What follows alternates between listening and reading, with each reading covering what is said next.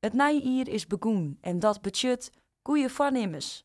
En dat vernemen ze bij sportsqualle FMT in Veenwouden. Het wordt namelijk de hele tijd drukker. Juster voor de eerste dag is goed begonnen. We hebben maands meer drukte, middags meer drukte en jongens ek. Het is natuurlijk ook nog vakantie, dus een protte jeugd die dan het sporten weer mooi oppakt. De goede voornemens worden net altijd goed bijgehouden. Want daar beziek het de sportsqualle wat rond het wan. Meestal just een week als twee rijden meestal heel fanatiek binnen en dan neemt het wat aan. Maar sinds 15 spelen we daarop in, dus we proberen de meesten wat een realistischer doel te jan.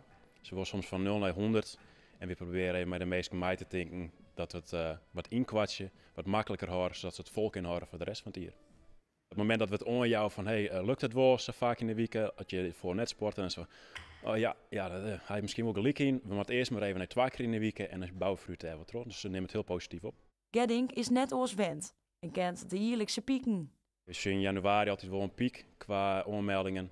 En vaak krijg voor de simmer heb je echt zo'n piek. Je altijd in het jaar heb je een paar momenten dat je denkt van, het is best even hier.